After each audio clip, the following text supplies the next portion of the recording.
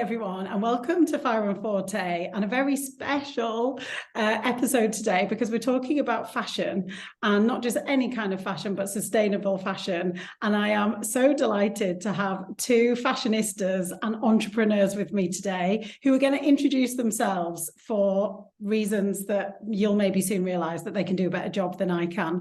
So, yeah, over to you guys. Who are you, and can you tell us a little bit about your business? Do you want to kickstart, Nikki? Sure. So my name is Nikki Ciancio, and I am the co-founder of responsible retailer BLAEK store in Manly. Everything we sell is sustainable, organic, ethically made, refillable, recyclable, can biodegrade back into the earth.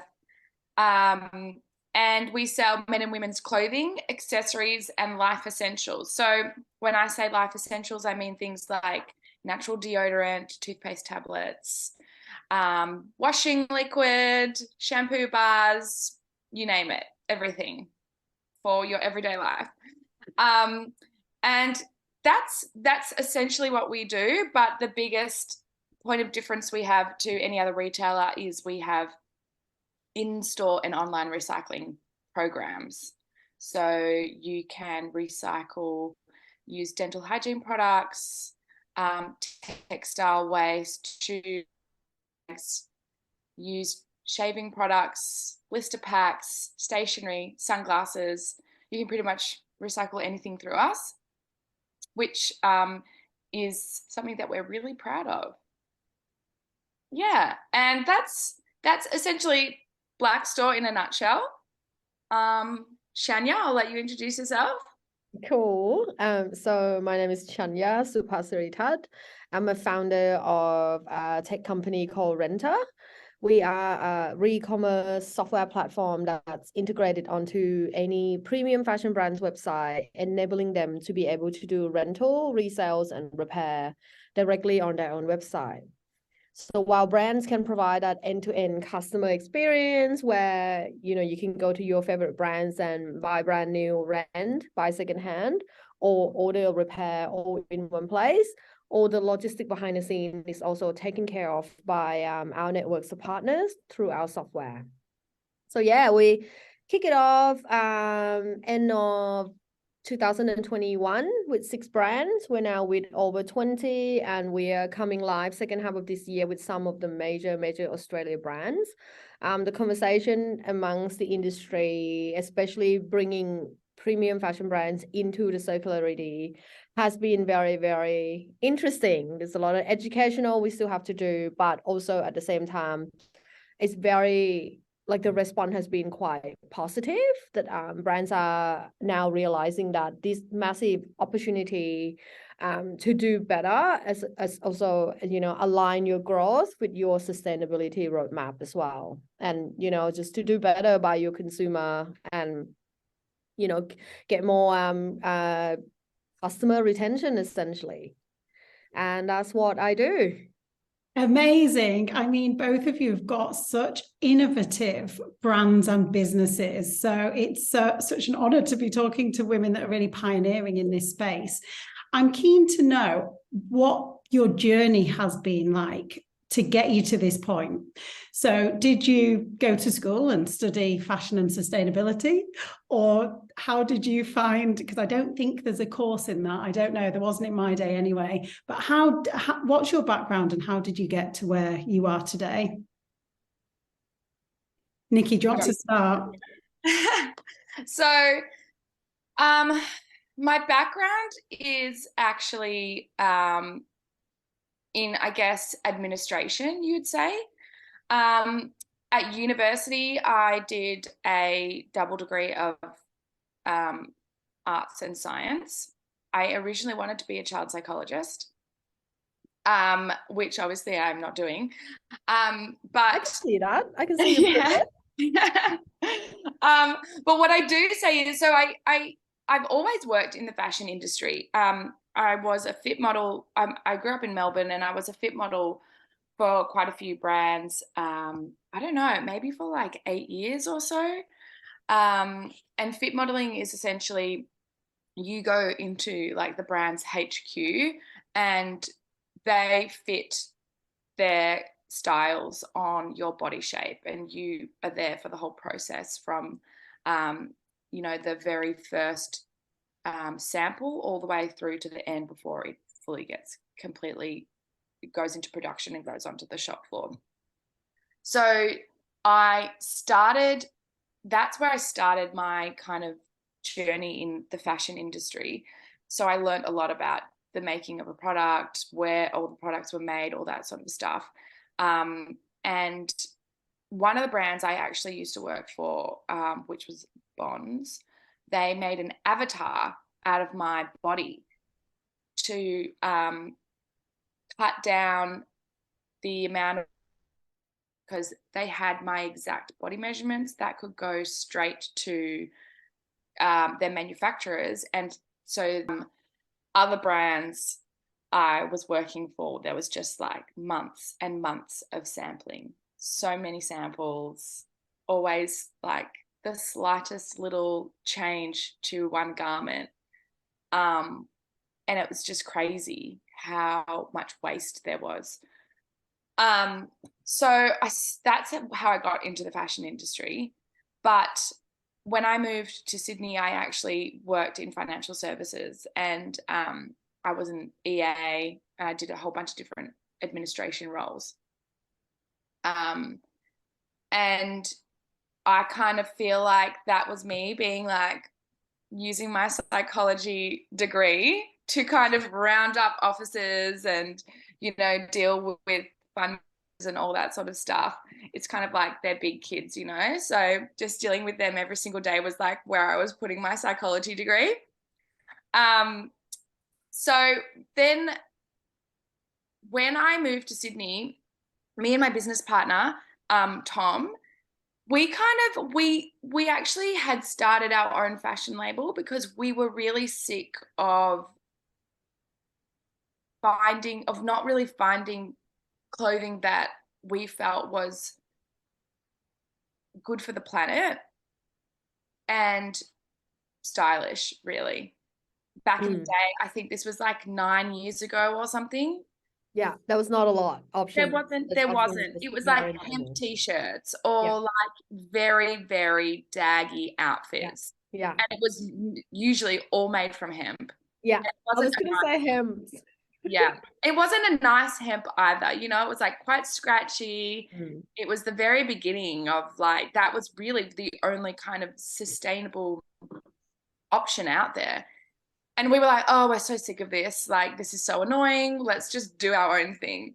So we started our own clothing label, and it was still very early on. We just dipped our toes into sustainability and the fashion industry, and we watched the documentary The True Cost, and that is really what kicked us into gear in terms of wanting to manufacture locally and using sustainable and environmentally friendly fabrics.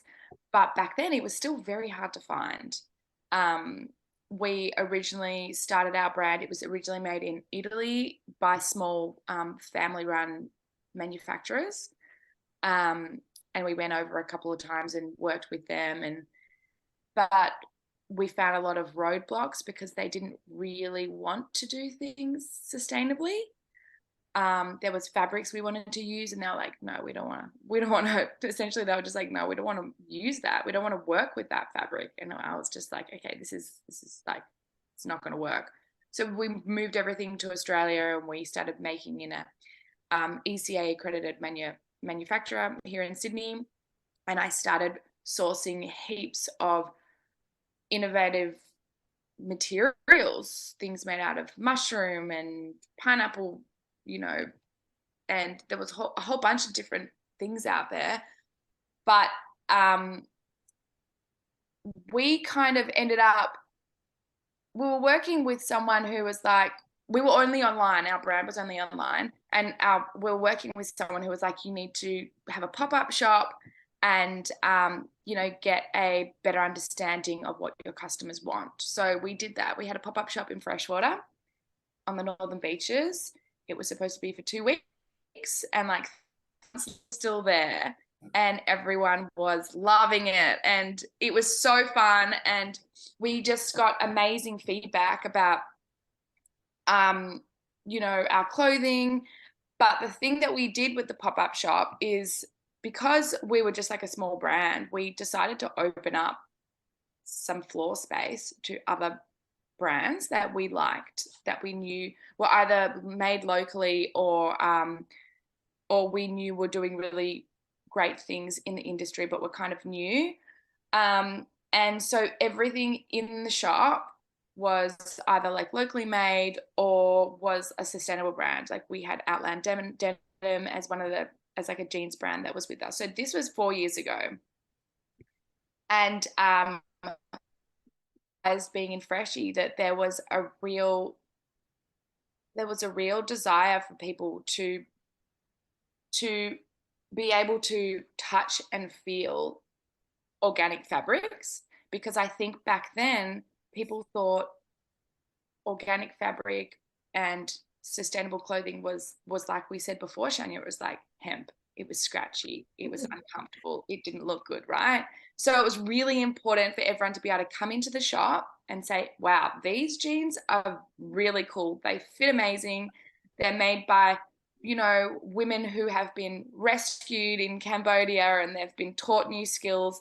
So each piece has a story behind them. They fit well, they look good, they're made out of organic cotton, they're ticking so many boxes, and they have a story behind them which customers love. They love knowing where their clothing is coming from, who's made it, and it gives them a sense of pride when they're wearing it. You know, they walk out the store and they're like, I've done something good, right? Instead of continuously being told the fashion industry is killing the planet, which it is, but does it make you feel good when you like going into a store and you're like, I need a new t-shirt, but I know that this is literally killing the planet. So it's better to offer people a better alternative. Yeah. And so essentially we just fell into having a retail store. It was never our option. It was never like on the cards for us. It just organically happened. And 4 years later, we're still here, and we've expanded so much with our take back program and our recycling programs, and we have educational nights as well, teaching people about so many different things like mending, or I think we had pre-COVID, we had like beeswax wrap making classes and all that sort of stuff. So it's been a crazy journey, and I've spent a lot of time just researching and learning more about the industry, and I'm sure Shanya would agree with this. When you're going into something for the first time, you're constantly learning every single day. So where we were 4 years ago, essentially we were just a retail store, but now we don't consider ourselves a retailer. We are so much more than that, and we provide our community and our online community something so different that no one else has got out there at the moment, which I think is really cool. And we just really hope that we can encourage other retailers to do the same thing. Like, imagine if every retailer on the street had sustainable clothing and everything was ethically made, and everyone thought more about where their clothes came from. It's a great place to be. Brilliant. And to your point around community, I don't know what came first, the interest or your store, but what you found is that everyone wanted what you gave them and are now engaged in it. And maybe it does take a store like BLAEK to open up to engage that community, which I think is a huge testament to everything that you've done, and the fact that you've done this outreach as well with all of the programs. What an amazing story. We're going to dig more into that shortly, because Shana, am I right in thinking that you've not only got your own story, but you guys have also partnered and know each other very well? Yes, we do. I think we met you know, along the line through the journey, and that was probably toward sort of end of COVID or something. We had dinner. Yeah. Yeah, we went to one of the, what is it? Which one again? Was it the Lady Brains. Yes, ladies. Yes, that's the one, the dinner. Yeah. And like the first time we met, I remember we kick on, everyone else left. And we were like the next day we were like it was Thursday. Why? Like why did we kick on? What that It was a last bottle. business meeting. It was a business meeting. Yeah, so since then I think Nikki and I, we just click on so many level. I think we related to each other on a very human level as well, that like you know, beyond our journey in terms of entrepreneurials and careers and stuff, we just really like each other. We have the same sense of humor. Sometimes mine's a bit darker, and and I think that's just like in this, as an entrepreneur and as a female entrepreneur, it's actually when you can find a little clique of female founders, they are like your support crew. It can be like a really lonely and dark time as a business, you know, entrepreneur, business manager and stuff. And I think that when you talk to your female founder friends, they just know exactly what you're going through. And you can't really talk to your regular friends about those things because they don't get it, and that's fine. They're not gonna get it because they, you know, a lot of people suck. No, they're not. Well, you know, they see brands and they think, wow, these brands just come overnight and they're already killing it. And it's like, no, that's not how it works. So talk to like your regular friends, they're like, aren't you like killing it? And you're like, no, it's hard. It's a hard life, right? So when you find, you know, female founders that click with you, you don't let them go. Yeah, absolutely. I totally agree. And I'm a solo founder, and that sometimes can be very, very, very difficult because you've got your team, you've got your advisor, you've got your investor, and you've got your partner, your friend and family. But through like this, like people that are around you, it's actually no one's actually going through exactly the same thing as you're going through. The level of stress that we handle day to day is insane. So I think we, you know, like when you meet other founder, that's when you kind of like, you look at each other and you kind of know that like we are going through exactly the same thing. And I do have a bunch of founders that you know, male and female, that like super supportive, but then sometime now and then I'm just going to go down to a bit more of like the female founders, because the journey is still different than a lot of, you know, other founders out there. I'm sure every single founders have their own challenges and stuff, but also, like, you know, so many times I call on the group of network of founders and be like, hey, I need this done by this day. I really need you to pull in some things for me, kind of thing. And it just happened. And I think it's just an amazing thing, amazing support. Yeah. It's interesting how you don't plan to be an entrepreneur. You found your passion and your purpose, and that's led to you being an entrepreneur. And I can imagine then you suddenly going, this isn't what I asked for. I wanted to, you know, bring good to the fashion industry, but not all of this level of stress. What was the spark that kind of got you to start your own business, Shanya? So my story is a little bit random, all over the place. So I studied advertising and moved from Thailand to Melbourne nearly 20 years ago now. And I always have a really deep connection with fashion. When I was growing up in Thailand, fashion has always been almost like the best friend, the armor kind of thing. I grew up, didn't really fit the mold of what the beauty standards is like what a good looking person could be like in Thailand, and constantly being told to get a plastic surgery, lose weight, the skin needs to be lighter. All of these things happens a lot, and I talk openly about it now. And the weird thing was, even though that was like, you know, I was constantly being told those things, I still really like who I am. I just didn't think I didn't have a problem with how I look. And I'm always like funny. So people always want to hang out around me. So I've got that. So I'm just like, I've never been bullied.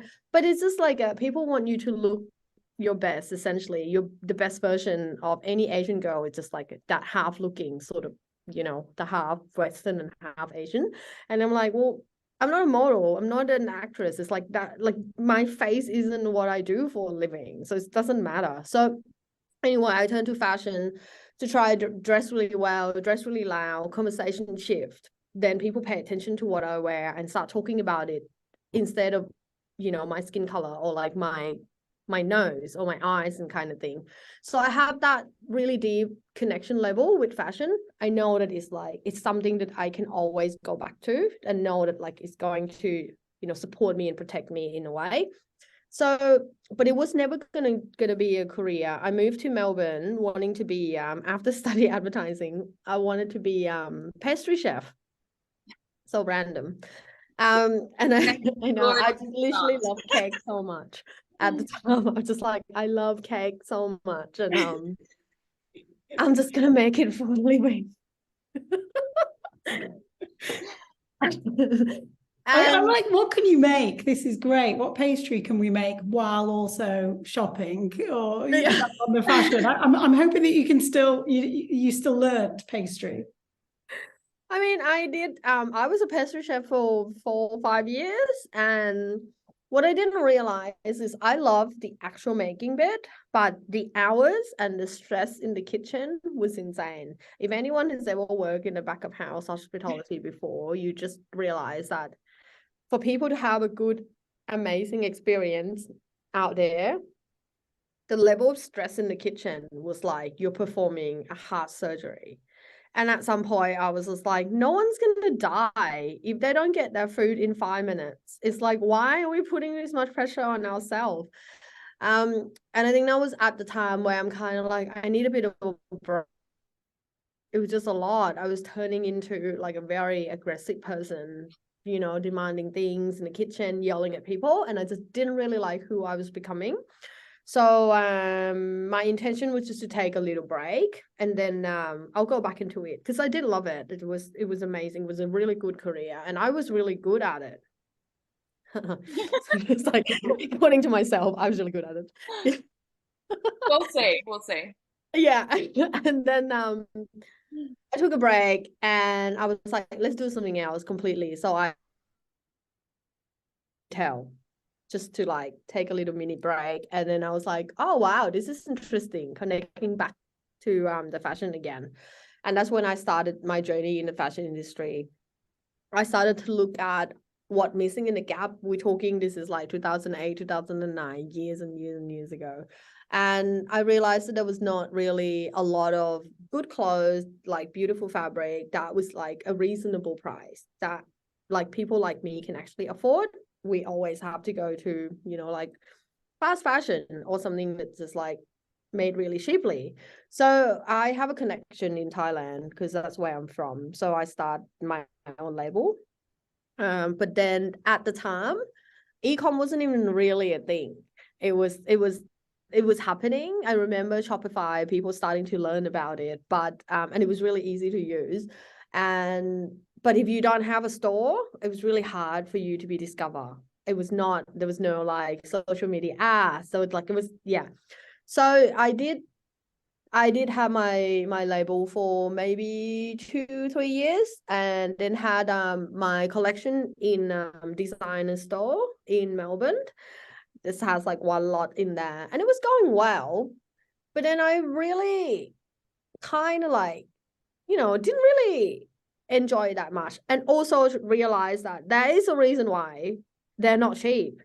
Because if you were to pay people properly to make all these amazing garments and also wanting to pay yourself, it just can't be cheap because they're not cheap. So I was kind of like, oh, this is not sustainable for me. I'm not a designer. It's like I'm more of a creative person. So for me, the process of designing the collections and all of that didn't come natural to me either. So when I talk to some of the friends in the industry, they're like, just pivot it. Why don't you just you've got amazing eyes, and become a stylist. So I pivoted into becoming a personal stylist and grew my brand, and then literally take people shopping. And that was almost like my call. That was, I really enjoyed that. And I grew really fast, and it was amazing that I was able to see someone transform how they look at themselves within the short 2 to 4 hours. And some of the session will have some people like cry at the end, and they'll just be like, I never thought I could look this good and amazing. And it was brilliant. And I was like, yeah, this is it. I found my calling. And then in 2015, I watched a documentary, True Cost. True Cost. These docos, seriously. Yeah, I know. It's like you watch it and then your life just changed. I was like, oh my God.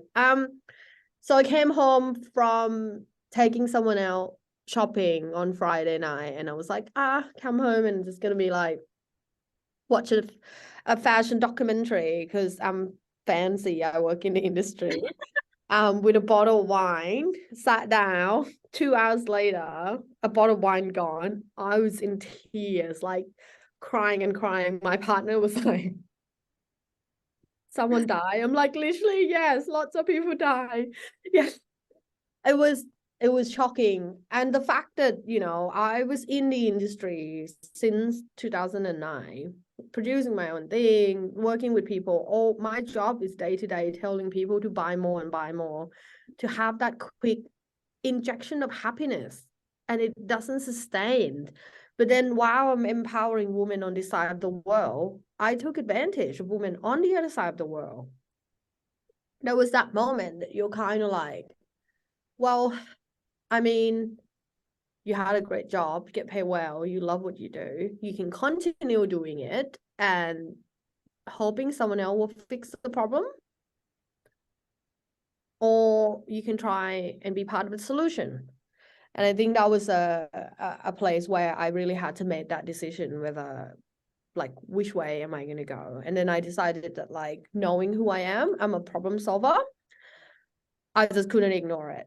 So I started to look for ways to try and educate my customer, my clients, to actually do better, shop better, and all of that. Learn really quickly that they don't want to hear about it. It was very early on as well, but then also they come to you with their own personal problem. That problem's a priority. They also don't want to know that this trip that's supposed to be, a nice, luxurious, indulgent thing is also contributing to a bigger problem on a larger scale.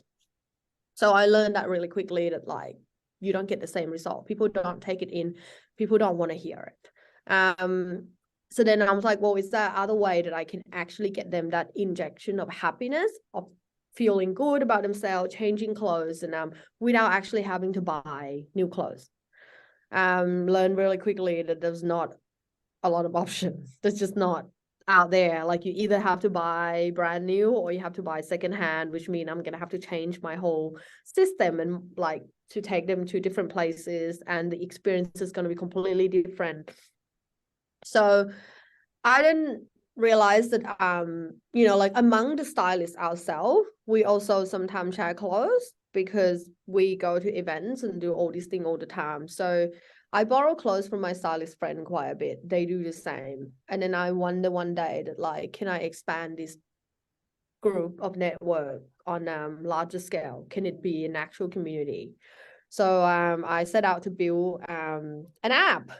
And it was going to be like Tinder app at the time when I pitched this. It's like a Tinder app where you can find your style sister, and within your own area, you can look into their wardrobe. If you like each other, if you like swipe left, right, which one's right. Yeah, one of them.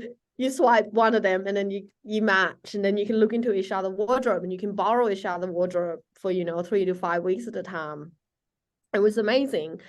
And then that was kind of my journey kick-started in the tech industry, because I was like, oh, if that was this app, that'd be awesome. The first quote I got from an agency, they were like, love the idea. This is going to take off. You're going to be the next unicorn. Yeah, give us $300,000 and we'll build it for you. And I was like, I don't have it. Sure, I've just got some pocket money. I'll give that to you. Yeah, I was just like, I'll be back. Let me go take some cash out. And so I never went back. Obviously, I didn't have the 300K. And then I was like, but the concept was there. Talking to a few people, and they were like, the first thing you do is you validate your idea. You don't know at this point if people are actually going to do it. So I started with a Facebook marketplace, like a market group, like the Facebook group thing, get people to connect, upload their photos. And we had about 80 people. A lot of them were my friends. That was kind of fun. And then eventually I was like, the user experience is not convenient enough. And then I eventually learned that, so I had to build the MVP myself. So essentially didn't code or anything, try to hack what's available out there at the time, make it work how I want it to be.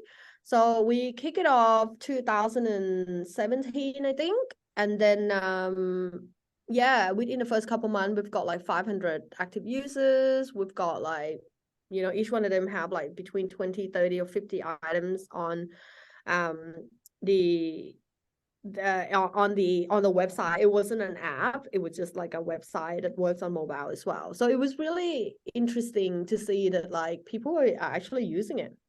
At the time though, I rolled it out and I had no idea what I was doing. So obviously there was no money exchange. People can just like connect to each other and borrow each other clothes. And then maybe about 6 months in, you started to see there's a imbalance in between how the user was using them.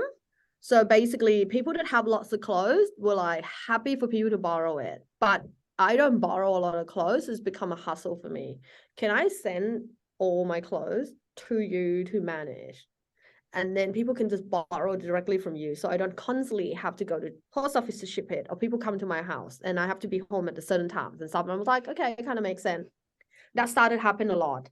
Then we realized, okay, this is a lot of work on my end.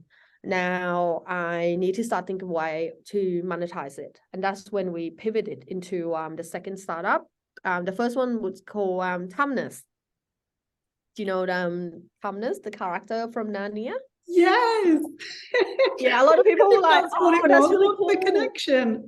So the connection was, he was the very first character when you enter that magical wardrobe. And he was like an ambassador of that incredible world. So I was like, I think that was cool. Amazing. A lot of people disagree because he was not stylish. It's just, he's got a scarf. I was like, he's got a red scarf.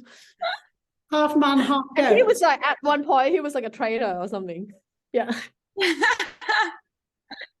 So yeah, that was like, okay, we had that, and that was really cool. We pivoted into the second thing, Coco, because now I realized that, okay, that is the demand. People want to borrow. How do I add value so then I can start charging money? So Coco, which is like a short for closet, was a peer-to-peer clothing rental, but as a capsule collection. So I collect all the clothes. I use my stylist skill to make them into a capsule collection. And then people can rent these 5 items for 5 weeks. And we launched the campaign, I think around 2019. And yeah, within like 3 to 4 weeks, we had like 4,000 people sign up. We've got over 1,000 items sent into the warehouse. The warehouse is my 1-bedroom apartment. Now everybody knows. I do actually have a warehouse now, by the way. But yeah, so that was like, that was kind of a really good sort of like indication that the market is ready. People wanting to, you know, like finding alternative way to consume clothing. So then I realized this is like, oh, this is awesome. So we were supposed to go live in 2019. At the time, we were just launching the concept and like get people to sign up and stuff. And then I talked to one of my mentors, and she was kind of like, amazing, you're doing really well. Let's do a quick check-in. Is this still what you set out to do? This is still answering your why? Can you remember? Can we go back a little bit further? Because it would just be in a journey, and you just keep pivoting and pivoting. Because when you're running things, you try and think, you kind of like what works, what doesn't, right? And then sometimes you forget, why did you start it in the first place. So then I realized that I know that peer-to-peer market and consumer has so much power and influence, but the industry would never change if the fashion brands and retailers can't change their own behavior. We started to look deeper into the secondary market, and then we learned that it's growing. It's one of the fastest growing sector in the fashion industry, faster than fast fashion, which is amazing. But it's growing on its own, completely separate from the industry. So it doesn't even matter. Like if you buy 5 secondhand items today, it doesn't change the fact that fashion brands still going to produce at the rate that they are. Waste still remain exactly the same. It's kind of almost like it's just it's the solutions is actually not plugging into the actual core of the problem. That's when I made a hard decision to actually go, we're not going live with cold clothes, we're returning all the clothes, we apologize to 4,000 people that this is not coming live. I'm building something else. So strip it all back and then realize that in order for this to become a real solution on a larger scale, fashion brand needs to participate. So that's when I started to build Renter and, making sure that we build this bridge that fashion brands can also participate in the re-commerce market as easy as possible. So then we'll have a chance to see if the industry can be shaped into a different, more sustainable way. Essentially, that's how we're here. I mean, hats off both to you, but also, isn't it fascinating that your coach did pull you back on the why, and that you were brave enough to actually say you're right, and then send that back to and apologize to 4,000 people. For both of you, have you had to constantly remind yourself of the why? Because I'm imagining that you do face quite a lot of challenges out there with the economy, like you talked about the costs. How do you bring in that why, and has it led to have you had a similar situation, Nikki, at all, of any difficult decisions? Yeah, I mean, every day there's a new difficult decision that we need to, pivot around. And Tom, my business partner, and I, we are constantly, whenever we have to make a big decision, we're like, does this align with our values and our mission as a business? If it does, okay, then this is the path we take, and these are the steps that we need to go through to get to our goal. And if not, then we have to either forget about it, or we think of a different way of how to, change whatever the issue is. For us, we kind of just, everything happened quite organically. And we do kind of just make a lot of decisions on the spot. But I feel like Shanya, when we were just like a regular retail store, I said to Tom, what are we doing? Like, what impact are we having on the world and the planet, and what do we want to be remembered for? Do we want to just have a retail store? Like, what are we giving back?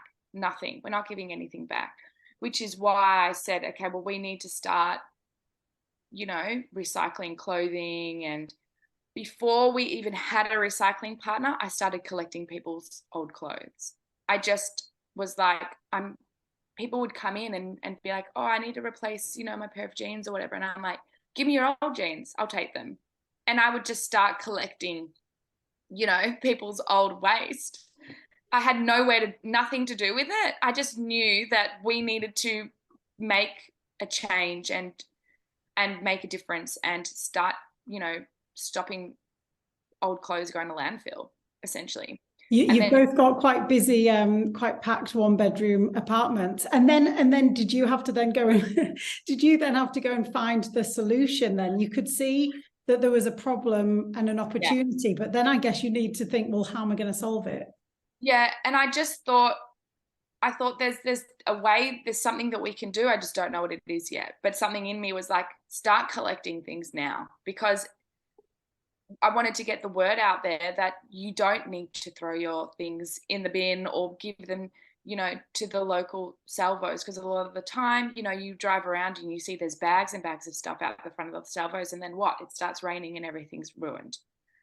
So I just started collecting it. And then in 2019, in 2020, I got served an ad on Instagram by this company called Man Rags.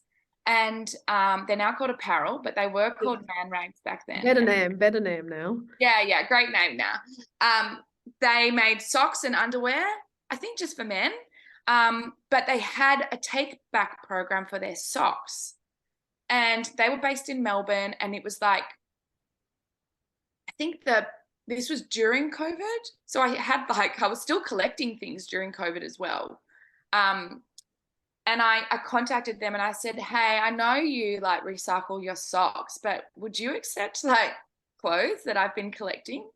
And we went down and had a meeting with them, and they were like, this is a really cool idea. Like, maybe we can work together. I think that they had also maybe had interest from other companies that were like, oh, would you, you know, think about recycling our stuff as well? So there was obviously some demand out there. And I said, can you give us a bin to put in our store and people can just chuck it in? And they were like, we don't have bins, but let's see what we can figure out. Anyway, now they're called Apparel and they're absolutely killing it. But that's how we started. I found them. We created our little relationship and we started offering it to all our customers. And then Apparel started, they created an opportunity for their brand partners to sync the Apparel website with our own website, so that we can offer recycling to anyone. They don't have to be just local. It's anyone in any state can recycle through Apparel, through our website, which is awesome. But it's just, I know I've totally gone on a complete tangent, but back to, you know, finding purpose and going back to our passion and our mission in life. And I think that once you find your calling or the reason why you are here on earth and what you are here to bring to the world, and if you can do that every single day of your life and make that into your job, then you're you're killing it, really, because you know that you're making a difference, you're doing something that you're passionate about, and you can give back. And Tom and I try and remind ourselves every single day, and when we have to make really big decisions, is this in alignment with our vision and our life's mission? And the observation I'd make is that as you both talk about this, when you've got that hindsight, when you've both asked yourself around what impact am I making, you found a new solution, which actually has built on the idea that you already had. So the recycling did that. And then also you completely changed your business model, Shanya. So it's interesting that those asking yourself that quite difficult question has definitely led to a better solution. I was keen to know on the realities of this, because you both had to start with nothing. You had to start somewhere. So when you were talking about MVP, so minimal viable product, Shanya, that was suddenly tech became your platform. You didn't have 300K. I mean, can you believe it? You just didn't have it. I mean, come on, even underneath the mattress, like, you know, did you look hard enough? But how did you fund it? How did you actually take that leap, both in terms of having the guts, but actually practically? I mean, also one thing I probably need to say as well, to be able to do this and, you know, to be able to have the dream, the passion, and fully follow it and take risk and all of this, it is a privilege in a way. A lot of people don't have that. And I didn't come from money. I didn't come from no food on the table either. I'm just a normal person. But I think for me, it was just kind of like, okay, so what happened when I first moved to Australia, come from Thailand, I had to work. Like, I literally worked 7 days, 7 nights. If they check back in my student visa, they would know that that was illegal. But it was under 20 hours for sure. But too late now, you can't deport me. So I had to work really, really hard in order for me to be able to pay for school fee, in order for me to pay for my rent, in order for me to pay for living and all of that, because my parents didn't support me being here. So it was kind of like, so for me, knowing that, okay, well, you know, I've got this many hours in the days and stuff. So I'm not afraid of actually working long hours and working really hard and be really hustling. Because also when you first got here, you couldn't really speak English. You were still studying and stuff.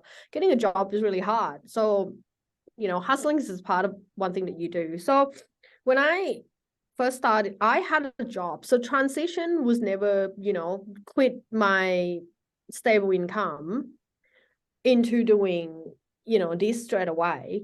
For me, it was always been, I always have a full-time job alongside Tumnus, alongside Coclo, and then it was just Renter.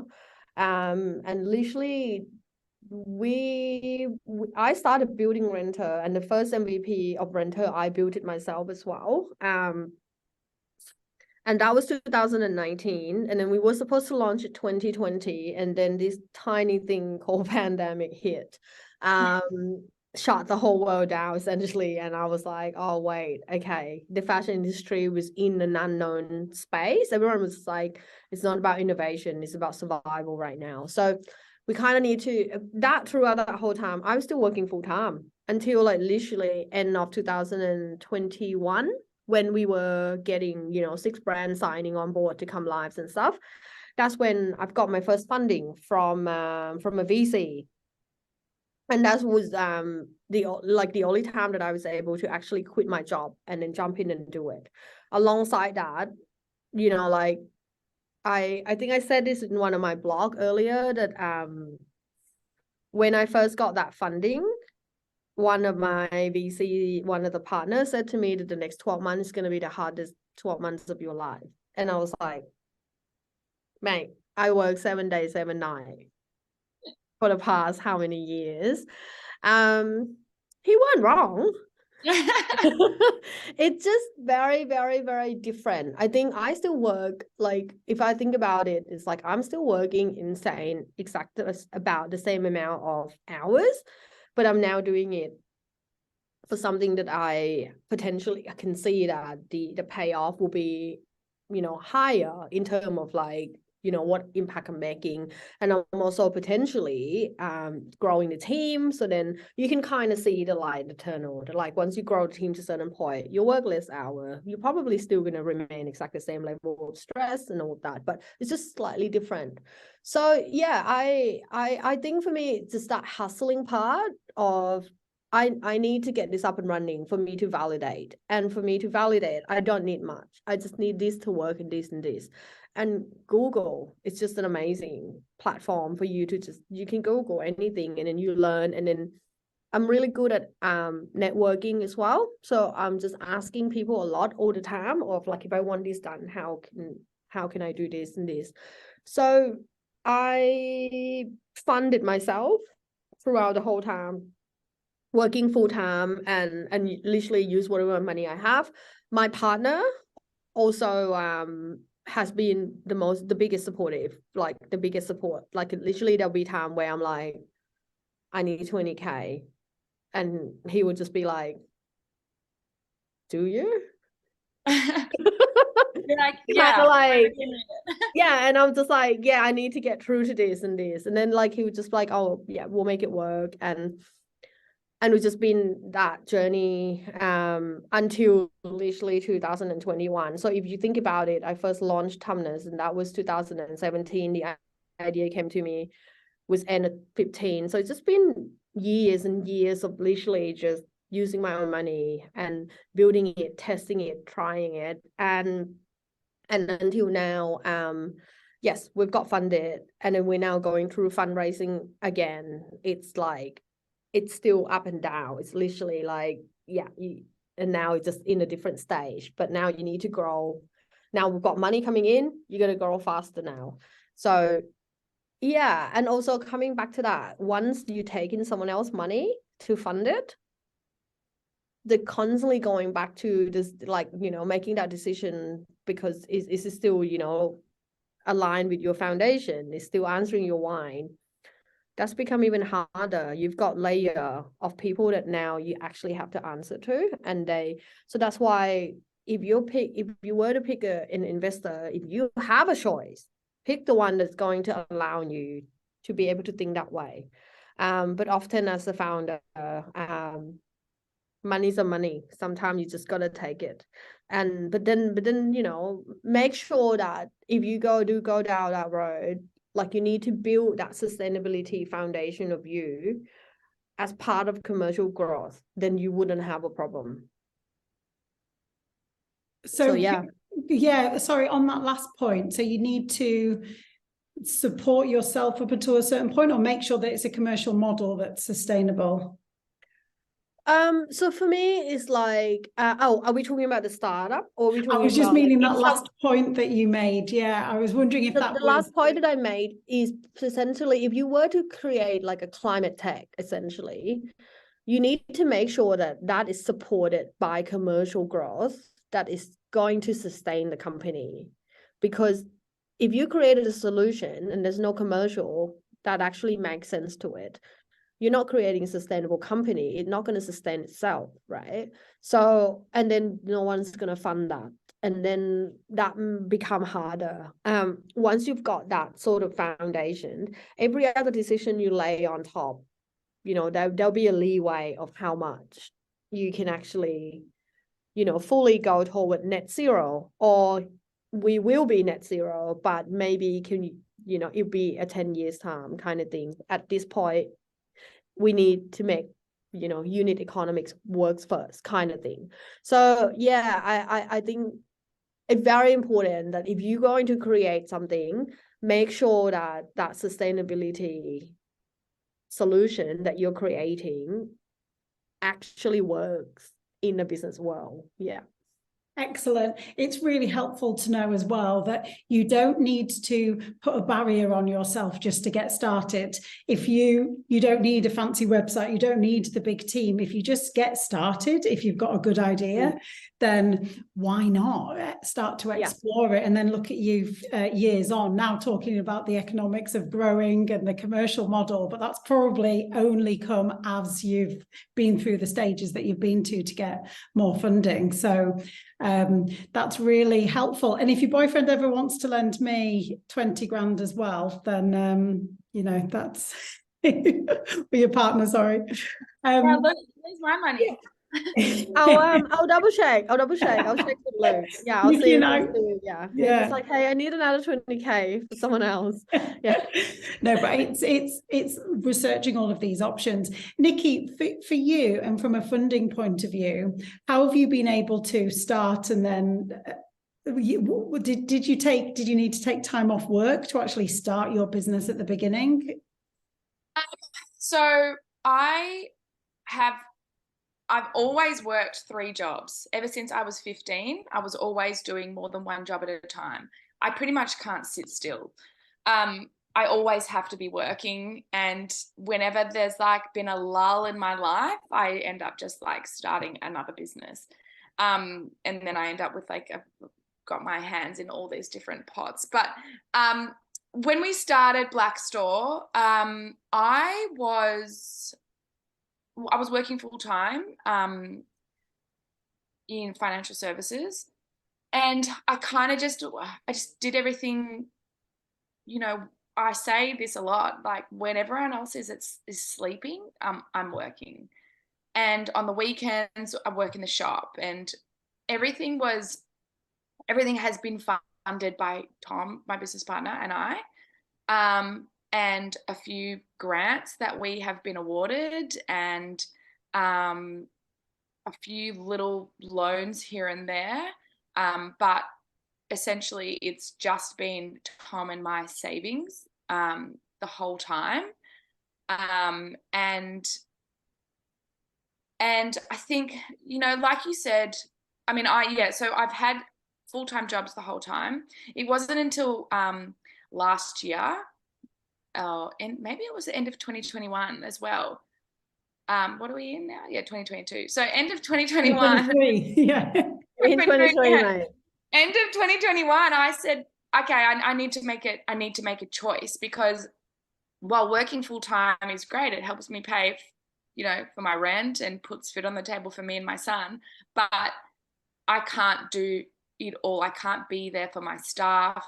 I can't be there mentally for the shop, and I can't grow it because it doesn't have my full attention. So I made the decision to freelance my work as an EA. And it actually all happened at the perfect time, because we had just finished COVID. We just finished 2 years of the pandemic. The shop had been closed for 2 years.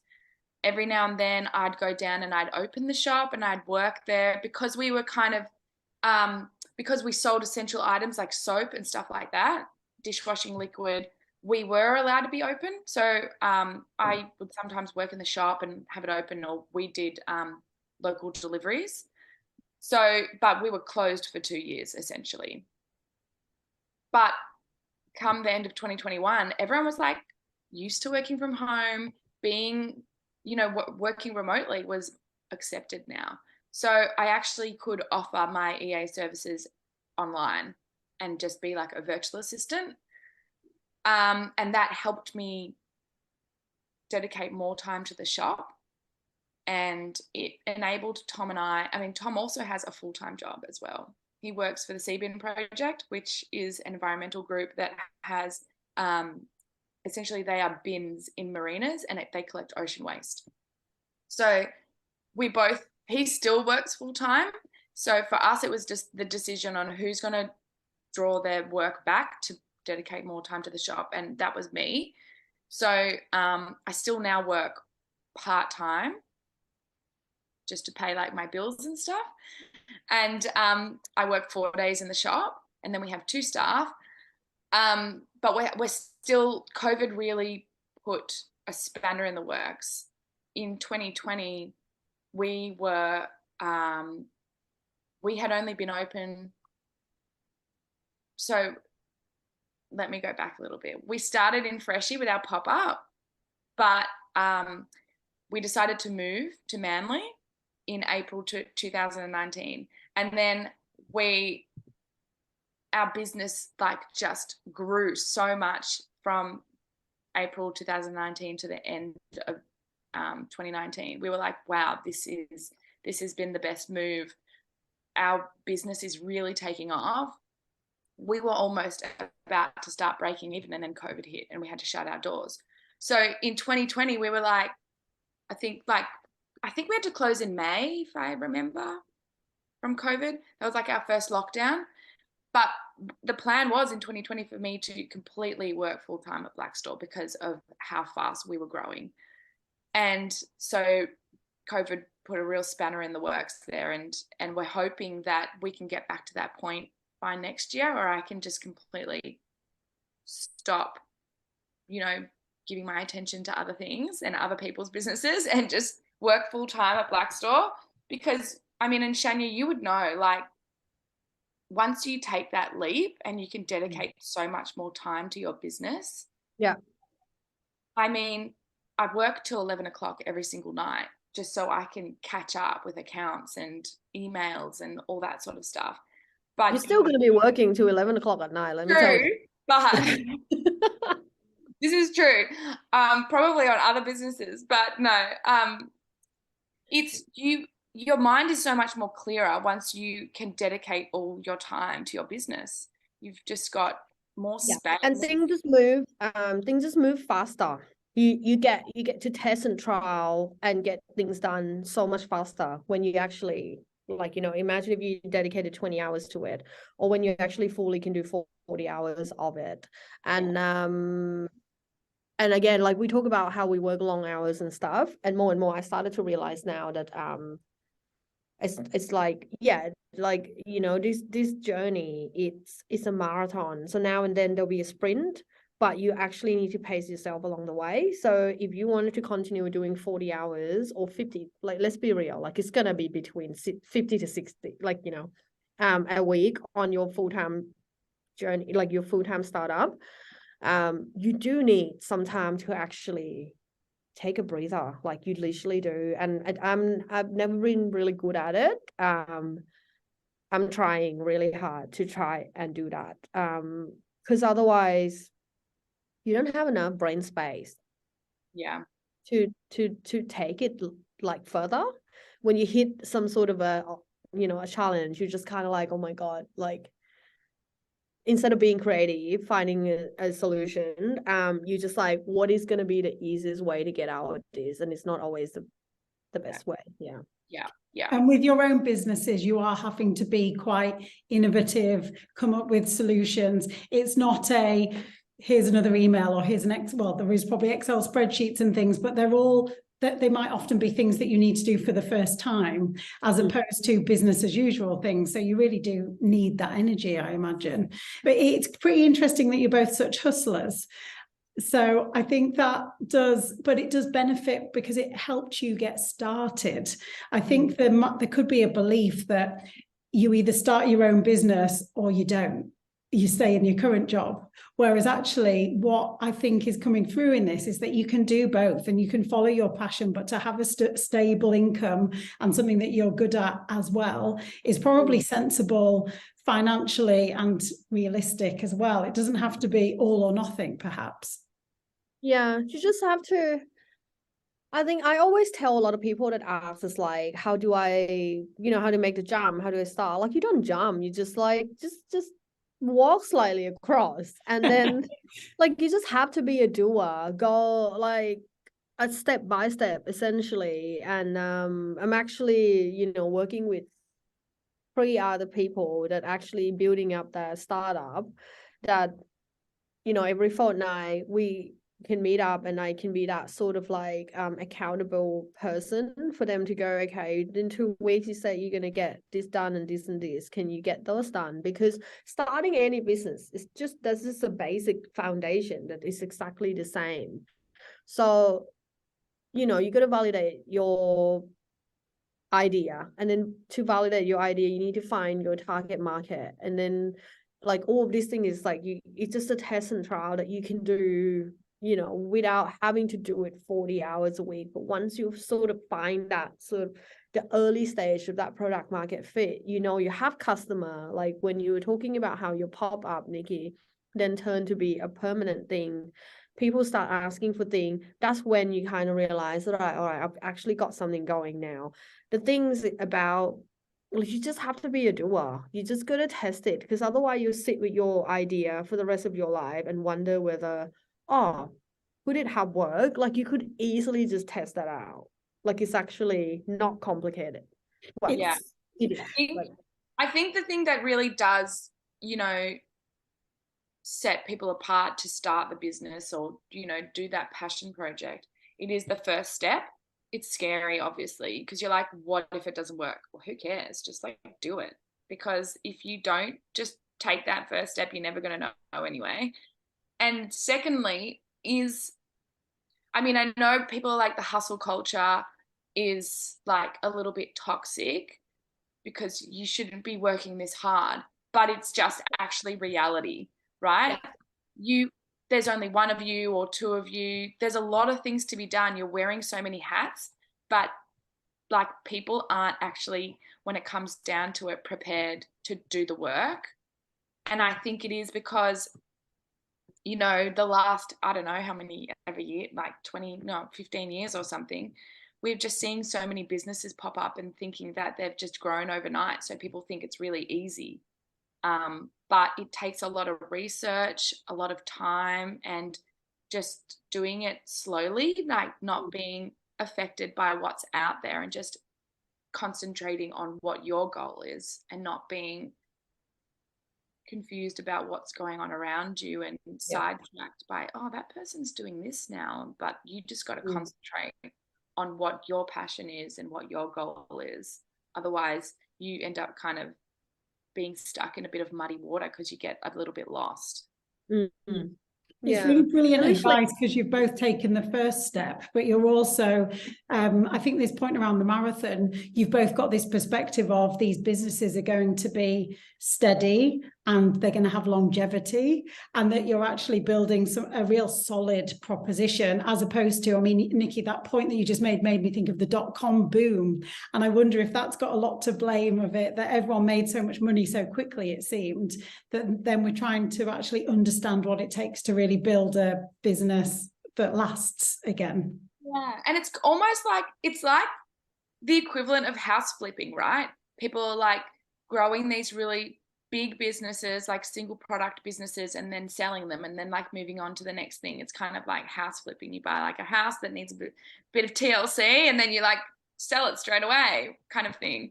But I think for Shan and I, it's like it's our passion, and we want to make a difference, and this is what we want to be.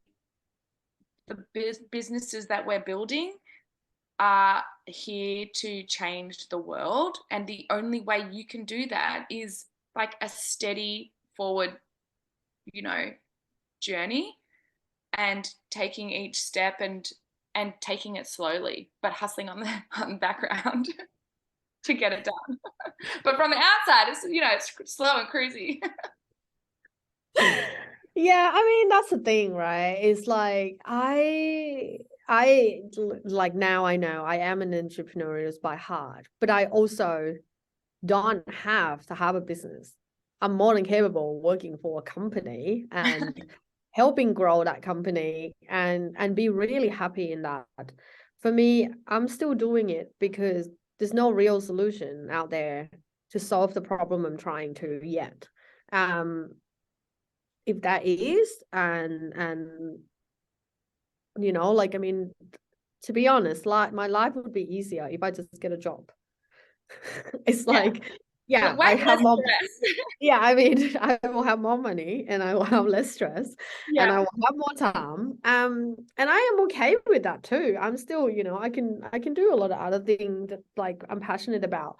For me, it's just probably something along the line that like, there's a problem out there, I can see myself solving it, and so I'm just doing it. And if I'm the right person to do it, we have the right team to do it, we have the right support at the right timing. So maybe we are that one. We are that one that will change the world. But in the meantime, no one else is trying the same way that we're doing. So give it a shot. You're both incredibly inspiring, strong, smart women that are going to inspire so many people through this conversation. So I know I'm thinking, right, I was going to go and have a coffee, but I think I might go and work more now on my dream. Yeah. But I'm definitely getting a coffee after this, just in case. We're allowed a coffee. So I would say, I'm also just wanted to say as well that Nikki and I enjoy this. Yeah. Like we like it. So if that's not what you like doing, don't feel pressure, or like don't feel like you're not living up to your full potential, or like this isn't a pressure to do anything. Like I would not like often people ask me, it's like, oh, I wanted to start my own thing, what should I do? I'm just like, don't. Like well, exactly. I think this might be a good segue, because there are sustainable jobs in businesses where people could fulfill their purpose, and there's a huge growth in the sustainability manager job title has gone up by 30% in the last few years. I've been reading some stats around the word sustainability has increased in job descriptions tenfold over the last decade. So I wondered if you guys have certainly got a really strong sense of purpose and a really great attitude and lots of energy. I was wondering if you could run us through a few technical skills that if somebody was looking to either transition their career into a sustainable space, whether that be in fashion, in tech, or some of the areas that you work with, what a couple of those technical skills, or maybe pieces of experience that you had that you found have been really useful in your own businesses. Yeah, could you give us a little bit of a rundown of those things? I'm happy to start, Nikki. There you go. So for me, I think because the circularity, sustainability, this is new. Like this is still like this is an unknown. The solution isn't solid out there yet. So one of the things that if you wanted to be an expert in those fields, what you're gonna need to know is that you're gonna need to do a lot of research. You need to learn a lot of things. You need to be really open-minded, and you really need to fully understand how the mechanics of every single industry or business actually work. What are the components and what's keeping it alive? And like understand from like if we talk about the fashion industry, then you need to look at the whole holistic thing, which is like from the production, to the use phase and then the recycles and like every single aspect of it. You need to be able to break it down.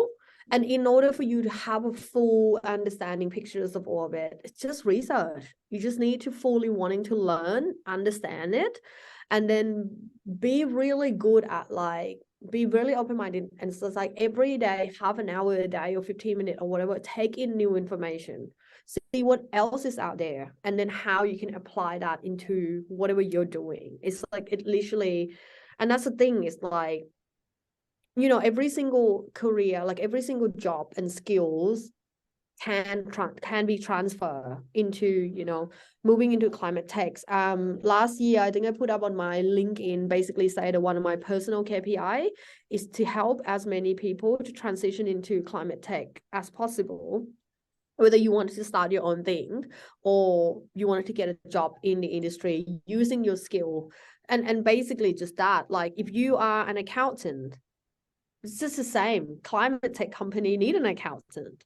And you need to fully understand that how the way that you look at the data and what's in front of you can help analyze almost like the footprints of that company.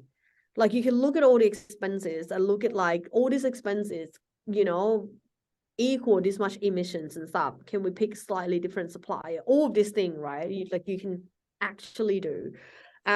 Or if you're working in a company for a really long time, you have a lot of influence, you have a lot of trust, you have a lot of credit, and people can't lose you. You can actually make that company move into a more sustainable way. Like we don't want to get rid of a current existing company. We can make them better. And I think for everybody, it's just about like having that roadmap, fully literally analyze your whole core business and go your operation footprint. What does that look like? What does that have? And then you break it down to, well, if I were to do better from where we are today, what needs to change, and what can we change first? What is going to be low hanging fruit that we can do today? What is going to be 5 years? What's going to be 10 years? And I think that's, I don't know what skill that is. Just Google skill. It's great advice.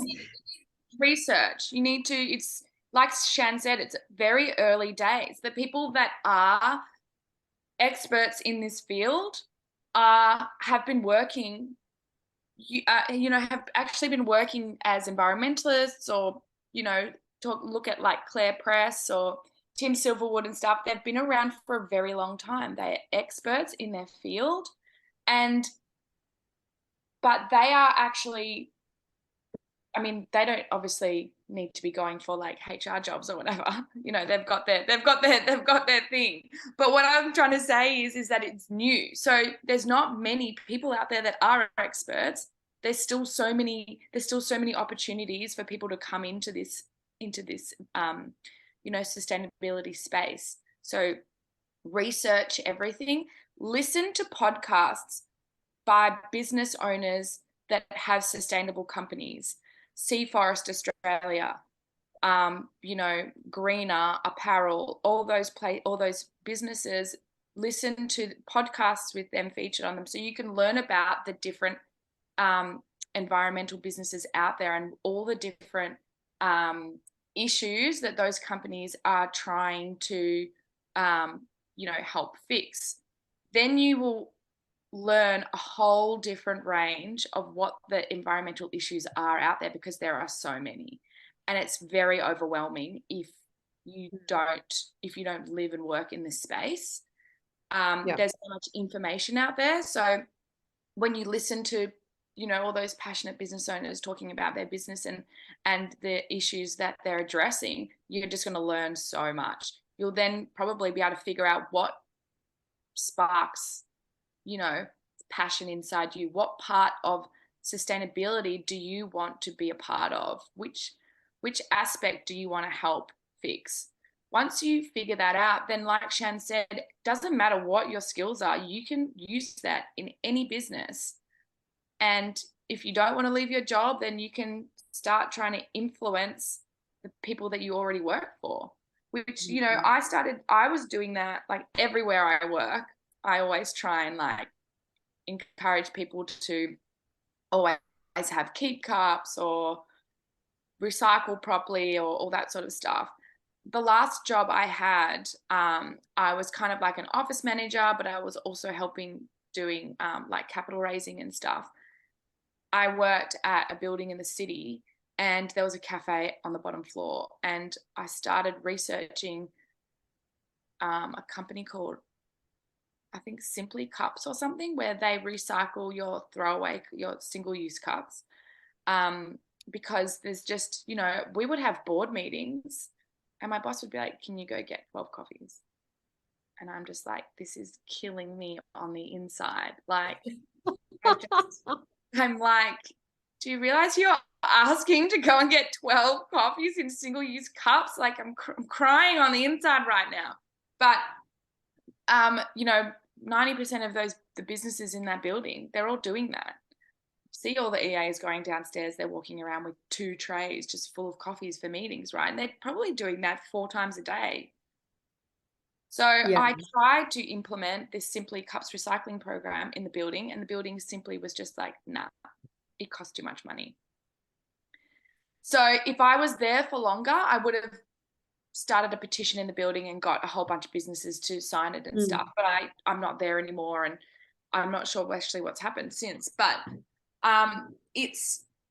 there's so many opportunities, even if you don't want to leave your job, to change the way that your business is doing things. It's like it's a slow process. Yeah. But small habits every day is like the way to do it. And I think also, if people are interested in being in sustainability and in the environmental space, figuring out like what your passion is really important, but also just like, you got to walk the walk, not just talk the talk, right? So if it's something that you're interested in, start changing things that you do every day. Pick a space in your house and look at it and have a look and be like, okay, what can I change here that is going to be better for the environment? How can I save on waste? What things can I purchase that are reusable and refillable instead of the things that I'm currently doing? The more that you invest in sustainability in your own personal life, then it becomes easier, and you actually like find what you're really passionate about, and you'll be like more interested and know kind of like what job you want to do. Yeah, it sounds like problem solving, doesn't it? Because actually, if you think, in my own house, I seem to have all this plastic. Well, what's the other option? And actually changing your thinking when you go to the supermarket, see what the other option is. Actually, that is actually quite a big step, rather than doing something quite habitually, isn't it? Yeah. And then another skill to learn is learn AI. You know how to use AI. Are you using that a lot, are you? I am, actually. And I'm learning to understand how it's actually going to make my life easier. So I think it was just, not AI in general, but learn some sort of anything to do with digital skill is going to get you a long way. It is where the world is going. So if you like all those research and things that you want to do, if you know also somehow how to read data, you also know, understand how to actually communicate those and stuff. These are all very important skills for you to be like, it's one thing about you knowing it, understanding it, but also communicating it and influencing is the different stories as well. So try and understand that will get you a long way.